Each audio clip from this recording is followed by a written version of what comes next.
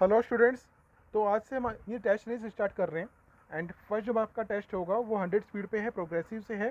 ठीक है, तो आपको नंबर यहाँ पे देखना है, नंबर आपका 001 है, टेस्ट नंबर याद रखेंगे। आप देना कैसे टेस्ट, यहाँ से आप डिक्टेशन लिखेंगे। ठीक है, लिखने के बाद में आपको क्या करना है, वेबसाइट ओपन करनी है pitmanshorthand.com। वहाँ पे यूज़र आईडी से आप लॉगिन करेंगे, यूज़र आईडी डालेंगे डीएल जोन जैसे मेंशन है स्क्रीन पे, पासवर्ड डालेंगे 123। लॉगिन होने के बाद आप क्लिक करेंगे एनरोल्ड कोर्स में, वहाँ पे आपका कोर्स शो होगा। वहाँ पे आप क्लिक करने के बाद में आपका डिक्टेशन शो होगा। आप ओपन करेंगे, वहाँ पे डिक्टेशन बॉक्स होगा, टाइप करेंगे जो आपने लिखा है, सबमिट करेंगे, ऑन द स्पॉट आपको रिजल्ट शो करेगा। ठीक है, तो डेली का आपका ये प्रोसीजर रहेगा। जो आपको स्क्रीन पर नंबर शो कर रहा है 001, वही वहाँ पे मैच करेंगे। अगर वहाँ पे वो नंबर शो हो रहा है आपको, तो वहाँ पे आप सबमिट करेंगे। ठीक है, रिजल्ट आपको मिल जाएगा एंड अपना फीडबैक देना जरूर यहाँ पे ना भूलें। चलिए स्टार्ट करते हैं वीडियो एंड सॉरी वीडियो नहीं, test. 5 4 3 2 5, 4, 3, 2, 1. It is, however, strongly agreed on behalf of the applicants that in any event the nature of the building has to be determined on which date the premises were vacated. There is no dispute that as on that date the building was subject to the provisions of the Act. That being so, and a vacancy having raised in such building, it was the duty of the landlords to have intimated the same to the district magistrate and then gone through the procedure prescribed under the Act before telling out the property to any person.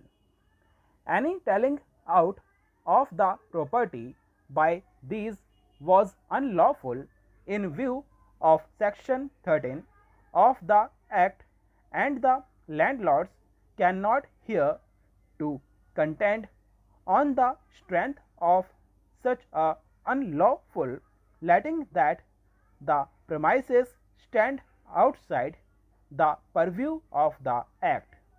There is, as we said earlier, plausibility about this contention, but in our opinion, it cannot be accepted, as this construction of the provisions would render the exemption section totally unworkable.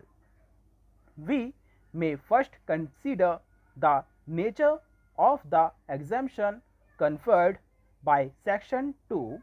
It takes about out of the provisions of the Act certain classes and clauses of buildings. Some of these exemptions are based on the nature of the ownership of the property, and some of them on the nature of the use to which the property is either put on intended to be put. So far as the former is concerned, there can be no doubt that any building that satisfied the ownership requirements set out therein automatically goes outside the purview of the Act. Thus, under clause A and B, even if a building was previously subject to the provisions of the Act, it will cease to be so the moment it is purchased by a government or a local authority or a public sector corporation or a recognized educational institution. The vesting of the ownership of the premises in one of the categories of bodies mentioned affects a statutory cut out of the building from the applicability of the provisions of the Act. The exclusion of the Act would be automatic and does not need any application by the previous or subsequent landlord or any other by the additional district magistrate under any of the provisions of the Act. So far as clauses E and F are concerned, the exemptions depends upon the nature of the use to which the property is put. There is no difficulty in cases where the building at the time it falls vacant was actually used for the purposes specified in these clauses, say as a place of public entertainment or amusement. It would, like the buildings described in clauses A and B, fall outside the provisions of the Act. So far, there is no difficulty, but the exemption conferred by these clauses takes in not only actual user but also intended user, that is the use to which the property is proposed to be put, whatever may have been the use it was put to earlier.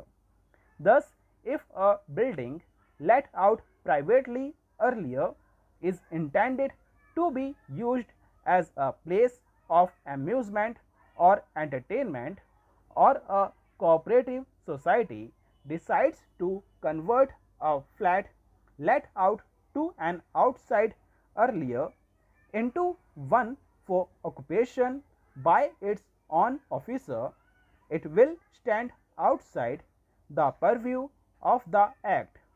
Now we come to clauses C and D, which not only talk of user or intended user, but also impose a further requirement that plant and apparatus is leased out along with the building. This creates a somewhat anomalous situation. It is argued that if the building had been leased out earlier without the plant and machinery, it would be subject to the provisions of the Act.